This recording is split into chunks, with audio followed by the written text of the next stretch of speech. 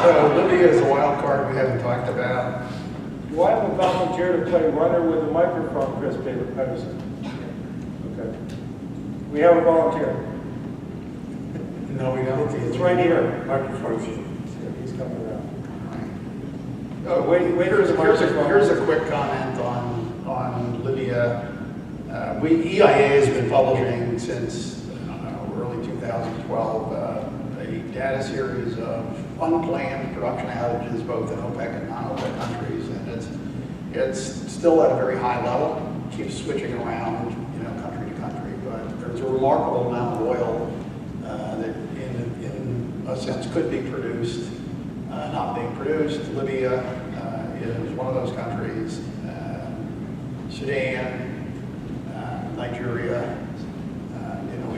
When we had the fires in Alberta, Canada was on the list for a while. The U.S. was on the list. When we had some outages, but it's 3 million barrels a day. So, an interesting question would be if peace broke out in the world, what would happen to the oil price? This is very bad. I think the answer is it would go down. What you're producing in Libya, are you exporting it or are you selling it inside? I believe the terminal is still down, but I believe it's going to the terminal that's up and running. I believe, we're not at full. We're not exporting. We're not producing the full. Marianne was saying that the Conoco oil was flowing to the terminal, but it wasn't clear whether it was being exported or not yet.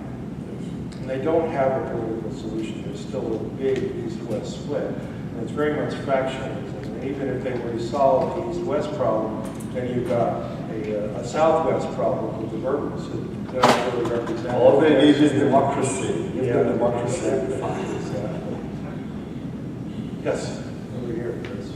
And I'm not being elitist. I carried the microphone around in one of the meetings yesterday. So. Ron is on that too. Robert Kleinberg, Schlumberger. Would anybody like to comment on the prospects for the increase of oil production in Iran, the price they can get for that oil, and the stability of the nuclear arms treaty?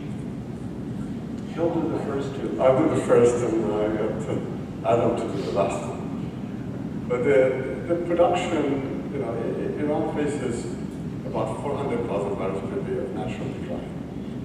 During the sanction period, they mothballed all the fields with big declines, so it didn't seem to matter so much. And now that they are at full production, they are facing the same declines. And the only way they can arrest To clarify, is that on an annual decline. Annual decline. In fact, it was there before the sanctions. And so they have to do from new investments, infill drilling, and new production, somehow reach close to that number. So the numbers were dropping by about 100,000 barrels per day every year. And until the sanctions came in and the issue became irrelevant. Now the issue is back relevant again.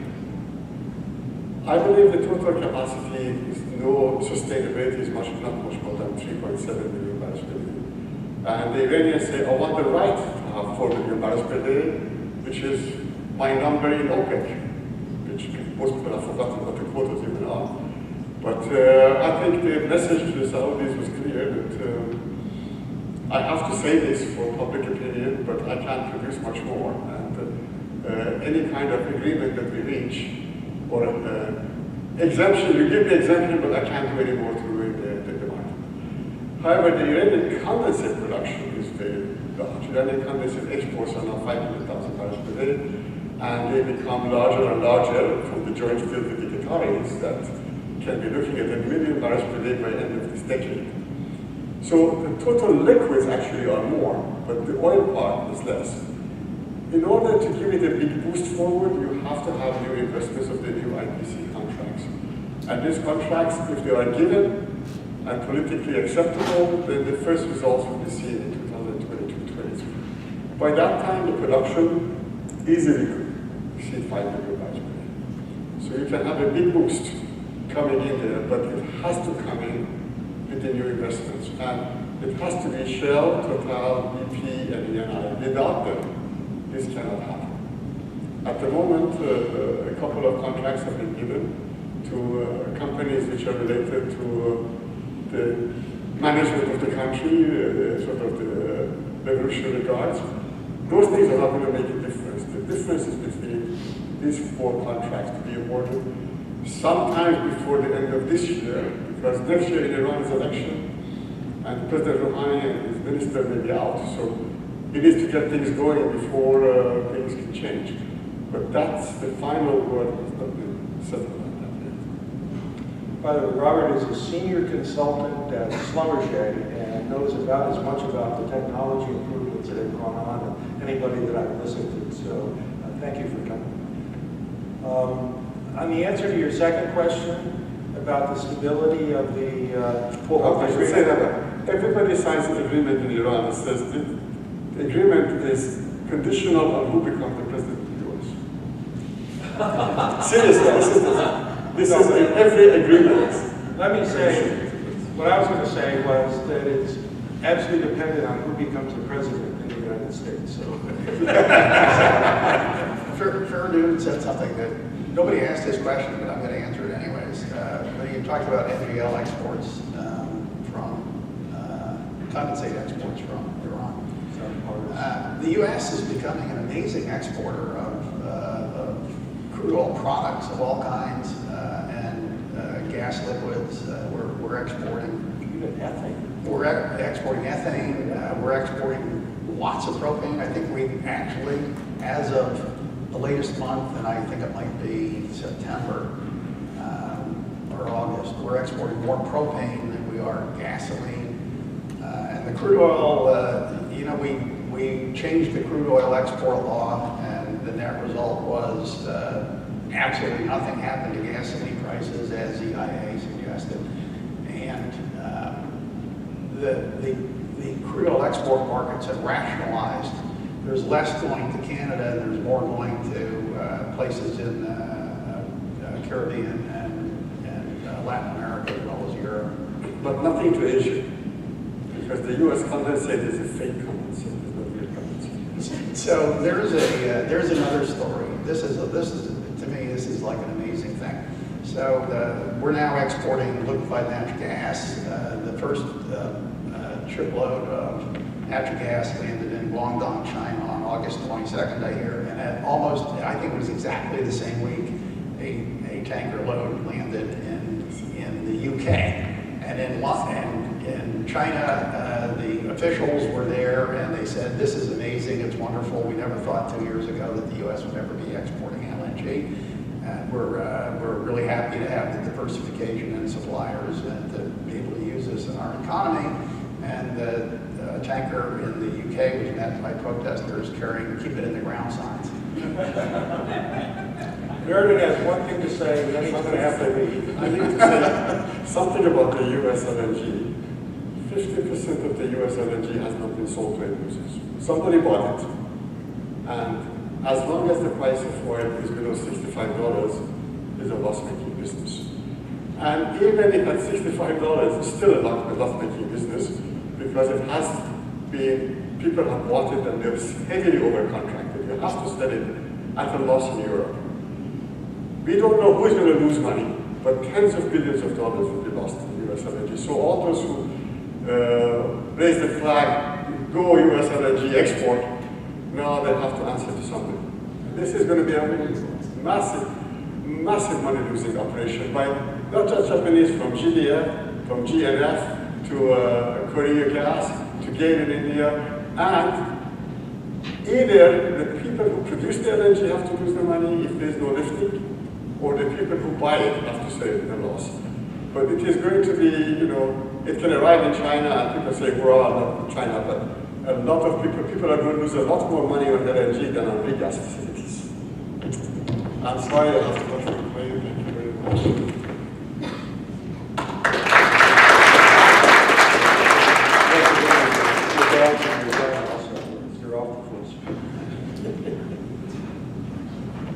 We've got a couple of LNG people in the audience. Does anybody have a reaction to that the U.S. LNG is a loss, not even a leader, a loss, just a lost loser? Nope? Okay. Any other questions? Jim Sweeney, wake up. Ask the question. Plenty of other people ask questions. I'm Jerry Boak. I'm the director of the Oklahoma Geological Survey. So if you haven't already been welcome to Oklahoma enough times, welcome. I wanted to ask Adam, the range for both of your price ranges was almost a factor of 4 in both cases. If you looked ahead or looked backward, do you think that's a consistent feature of the, as you said, the sort of fundamental uncertainty we really have about the market? You know, EIA actually does look back. We look at our annual energy outlook, the U.S. energy outlook forecast, and we do standard errors on, you know, what our forecasts and estimates have been. That's all on the website. I've looked back at the what the Black-Scholes numbers are for crude, and they tend to be fairly wide. They did not, actually. We went below the 95% confidence level with how low did we get with oil, Jeff, at $26. I think that in July of 2014, the 18-month out number was in the high. It was like close to $50. It wasn't, right? The range then was, the price of oil was 100 and the range was from 50 to 100 and something. So we went below that range for a while. Even the 95% confidence level doesn't work 5% of the time. Did I do that math right? But that factor of 4 is consistent. The other way you think about that is where the vol is trading. The vol's trading at 30% right now. And if you take the price at 50, that means you take 30% down to one standard standard, you get 50% up. If you can think about that market, do we move more than 30% over the last couple of years? Absolutely yes. In fact, we would argue a very good trading strategy on buying those calls or basically buying those puts. By the two means, they're going to pay out. And actually, there's a lot of traders who trade them, which tells you that the market's mispriced. Is there anybody from Chevron here? I don't see Troy Thompson, but they took an honest shot at putting a range, and they came up with, and this is quite a while ago, but it was between $1 and $300, I think, like that, which the industry found to be incredibly honest and totally useless. And so there's a lot of uncertainty in this business, and what we're putting into it is not just statistical regularity. We're trying to feed in a mix of anecdotal information which will inform us. And, you know, the reason I forecast is so that when I see a number, I'll know whether it's higher or lower than what it, quote, should be, unquote. And my worst day is when every number is exactly what I said it was going to be, because then I've learned nothing. So, do we have some more questions? We have like 5 minutes, Jim? 1:30 there? Yeah. Hi, this is Tina Vitale from DJV Consulting. I have 2 questions. One, there's some analysts believe that the increased refining capacity from the teapots in Shandong, China have added perhaps maybe 1.1 million barrels per day. But there has been some talk of this demand may not be realized because there could be taxation against these teapots. And what have you factored into your forecast in terms of the addition of demand from China from the teapots? And the second question is, as you bring up, Adam, that there is additional condensate and as well as renewable supply that's being entered into the market. How is that affecting your forecast for the call of oil to refiners? Sounds like that's for you, Adam. On renewables, I guess you mean liquid renewables entering the market, biofuels. Yes, it's going up. It's not a whole lot. I think the amount of ethanol being produced and the amount of biodiesel is actually kind of flattened out. So the biofuel plants that are up and running have not been going at nearly the levels that were anticipated, I think, by many people, including the IAEE 2 or 3 years ago. So I don't know that that's going to add a whole lot into the system. Just switching gears on you for just a second, I think the really interesting thing from a renewable standpoint is how much solar and wind capacity is coming on both in the United States and globally. It's going to be the fastest growing fuel, and how you absorb that into, in the United States, how you absorb that when electricity demand is growing at 0.8 or 0.9% per year is going to be a really interesting question.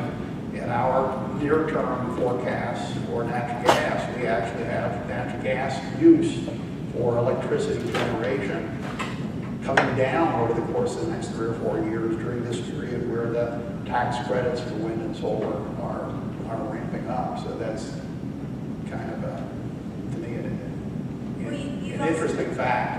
On your other question about China and extra demand in China, I don't know, Dave, what was that for? Yeah, but and you've also got the LNGs and the NGLs and the LPGs that are adding into, removing They're in the global oil balances for sure, but most of that stuff I think ends up as chemical feedstocks and other things. Right. So it reduces the and so I think that's kind of a different, that actually does, one of the things that we're saying that is that what we believe is that part of the economic growth that's built into our macro model for the United States is dependent on how those liquids, those NGLs, go into the chemical business and industrial consumption in the United States. But largely, given what our economy is doing, that growth in chemicals and some of the industrial output is for export. So that how we resolve the trade issue, and Jeff and Faraday and everybody, Dave was talking about the importance of trade. It really does raise some interesting questions in light of all of the discussion about trade during the presidential campaign. I want to go back to your question about the teapot requirements. The numbers we're using are 1.6 altogether. But why are they putting the tax on is a really important point, because China has capital controls. You cannot move capital in and out of that country. That's one of the biggest drivers of the commodity prices, because what can you move in and out of that country? Commodities. And so you'll use it as a way to move capital in and out. And because those teapot refineries are importing crude and exporting product, they have a perfect mechanism to move capital in that market. And so what they found is that when you have a devaluation of the RMB, like we're right now, you want to get capital. So you'll lie to how much you import, and you'll overstate how much you import and understate how much you export, because then you got the capital. The government got pretty upset because they're large enough at 1.6 million barrels per day. You're moving enough capital to have that market on a black market basis. So that's part of the reason why the government's not that happy with it. But you see it across whether it's oil, soybeans, major economies. And they're all coastal for a reason. I mean, that's where the big activity is, and that's because these are definitely externally pointed stuff. And the other way, besides the taxes, is that the export licenses could be moved back to favor the oil companies, and the state oil companies that are also not finding enough demand locally to eat up all their product. Thank you very much. We actually have 15 more minutes. Oh, excellent. 15 more minutes. So, Jeff is back to, that's an interesting observation about the imports and exports from China. It's back to oil as the financial equivalent. I would argue that oil is a convertible CNY. Right. It's not convertible. It's laundry. Yes. Thank you very much. I'm living straight from Uganda. I'm a PhD student in energy economics. There have been a lot of activity in the oil and gas exploration in Africa, especially in East Africa. successful explorations have been registered, so production is likely to come on market. I would like to ask what you think that production is likely to be the effect on the global market. And two, there is a lot of activity for China, mostly crowding out almost every other country from trade and these sectors in Africa, which comes with bilateral agreements, especially I think there will be oil related to this aid and activity there. What do you think would be the impact on global oil supply demand and especially prices, given the behavior of this government that they are so bad in need of money, they can accept anything as long as it is coming in their treasury. So how do you think that will affect your analysis of the market in the few years to come? So the question is about basically what's our view on deep water West African production going forward? East Africa. East Africa. This is onshore Mozambique, Uganda. Oh, the onshore Uganda. Yeah. It's small. I mean, it just, no offense, but it just doesn't have a very big impact on the world market, but it certainly has a huge impact on Uganda.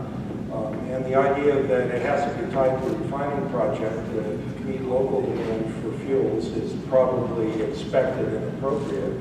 Some of the fighting over the favored pipeline route, which has become very political, and where Kenya gets involved in all of this is a separate issue. And then, welcome to Africa. That's going to happen. How is the South Sudanese crude going to get out? Is it going to go through Kenya? Is it going to go through, rather than Sudan, or go through Eritrea and Ethiopia type stuff? And, so there's a lot of, the transportation logistics are pretty critical. The satisfying domestic demand first idea, I think, is something that is going to be true. And then you get to this wonderful point where you got to decide whether you need a sovereign wealth fund or not. Well, that's a ways off. But in terms of its impact on global oil prices, it's pretty de minimis. So I think many of you, I know a lot of people in this room, and I will wager that most of you would say Adam is kind of a numbers cruncher. He's not that big on politics. But let me say that President Obama, people at the Energy Department, including Chris Smith, who's the Assistant Secretary for Fossil Energy, and people at the State Department have been very actively working on a program called Energy Africa. And the idea was to try to find ways through contract standardization, kind of internal self-help groups within Africa itself to promote environmentally appropriate energy development in Africa, and that includes both oil and gas, do it in a positive way. And I think that program could be very important over time. We do know that, generally speaking, energy has a huge resource base. Africa has a huge resource base in energy of all kinds, and developing that as the economies of population grow, and as we've seen in Asia, people want stuff, and the way you generally get that is through the use of energy and improving lives in Africa through the energy development. It is pretty important, and I think your question is really interesting. Yeah, in fact, there was an effort maybe 5 years ago with David Goldman in the State Department that was doing the same thing, how to avoid the Dutch disease, as we say, with instant resource richness and how it gets misused and things like that. And there are a number of things. I was talking actually with Livingston and with Irene, who's also from Uganda, a little bit ago, about how Africa is a perfect place where you can kind of skip some intermediate steps. And the classic example is you don't see any telephone wires in Africa. You see a lot of cell phones. And so there's a step where you can use a technological jump in a way that is really helping things. And there are several programs with solar cities going on now, which is the distributed processing, the small scale stuff, which we talk about a lot in the US, but it is so fitting in the African model.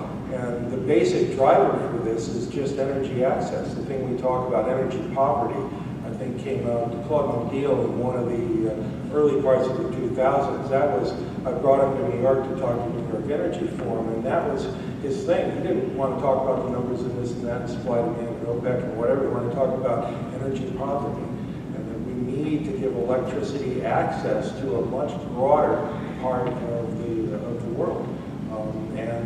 God bless them, and that's still underway.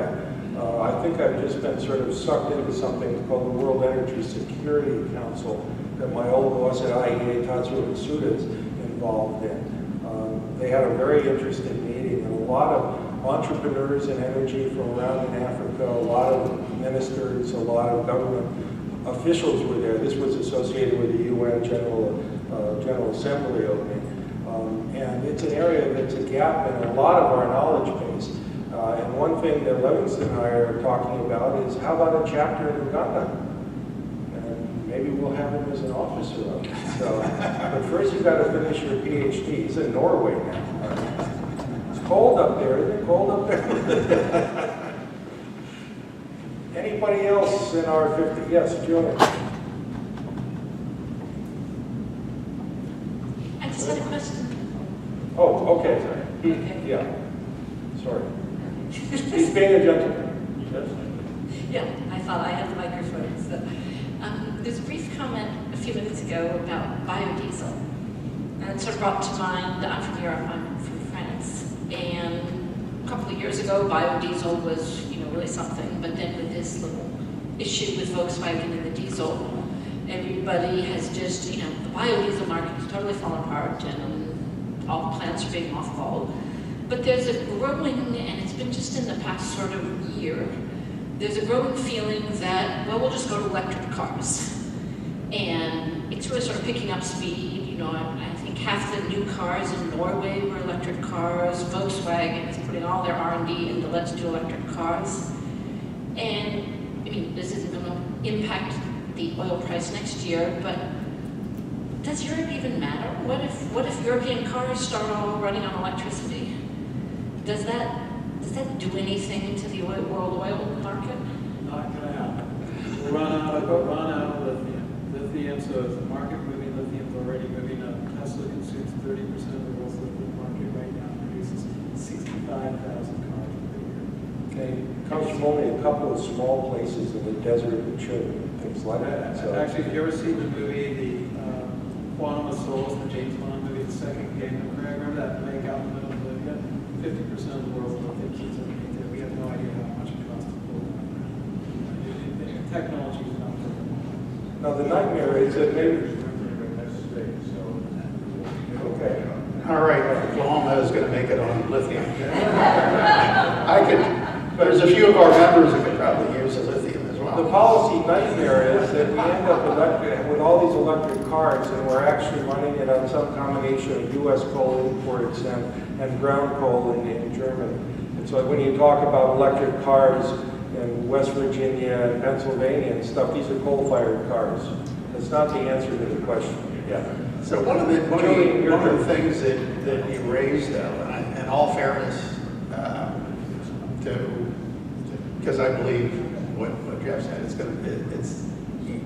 from what we know now, it's going to take a long time to impact because of how long it takes to introduce new technology. But one of the interesting things is how bad everybody has been at predicting new technology. So 10 years ago, when we were meeting at the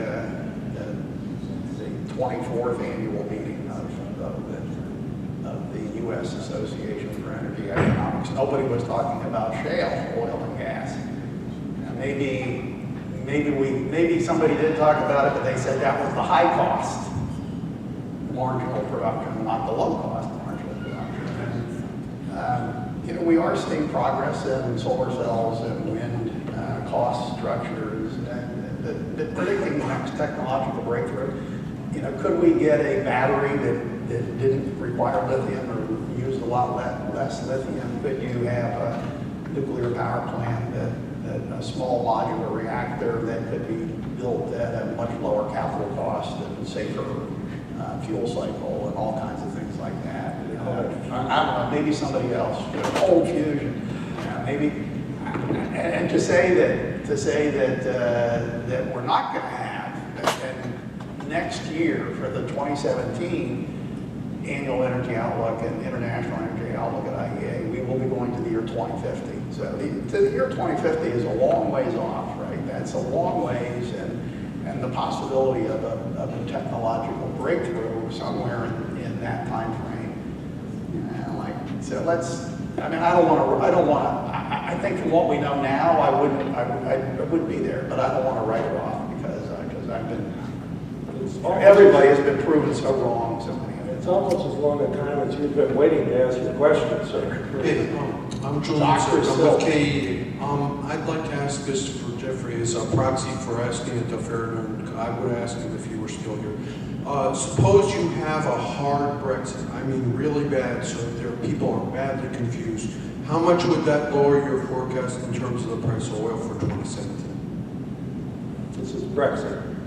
With a really hard Brexit. Really bad, where they can't agree and there's just delay in negotiations. You know, it's like to say, the analogy is, you can't hurt yourself falling down when you're already sitting down. And the reason I say that is you've got to shut down investment. With what you're seeing means you're going to shut down investment in the UK. Nobody's sticking any money anywhere. We have a serious investment problem already going on, so you're not going to make it any worse. No, I understand. I'm not talking about so much as strands in Germany. That's what I was. The investment problem is global. Everything right now. And so when you look at, which is why I'm not as bearish as these guys are further out, because I'm pretty bullish on inflation, just because of the fact that we're not reinvesting enough. In fact, we estimate U.S. production or capacity of the economy is doing that. It's doing that in Europe, it's doing it everywhere in the world right now because investments are off. Which means even if you have, which is why we haven't seen any impact at all from Brexit on the UK or Europe, is because you've already done so much damage to investment. Why are we having damage to investment? I think it's a combination of policy uncertainty. It's a combination of, I think we're going through a technological revolution because you don't know what to invest, you don't know what kind of auto plant to do. And there's no barriers to entry, too much capital out there, and that's discouraging investment. So we got to fix that problem before you get damage to our Brexit. With that, I'm going to have to cut it off. I very much appreciate the audience participation here. Hope you liked what went on up on this side. And Jim Smith had a couple of things to say at the end. But first, you have to clap extra loud so that Mary can hear you at the airport. Yes.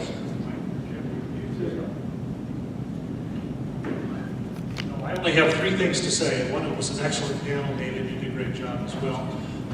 We are at the close of the conference, but we're not at the close of activities. There are two workshops that are beginning as soon as we leave here, one on induced seismicity, one on risk management, and those are both upstairs down the hall. So if you have signed on for those, or if you're still interested, now is the time to make that move. If you're on the field trip tomorrow to Cushing, that departs at 7:30 sharp. You are to gather on the 2nd Street, main entrance, street level, outside where there will be transportation to take you on that trip. Is that LL? The lower That's level? LL at the bottom of the escalator right out the door. So if any of you took the shuttle in from the airport, it's where they are, right? It is. Yes. Okay, with that, I thank you all for coming and I thank the panelists again. Great show.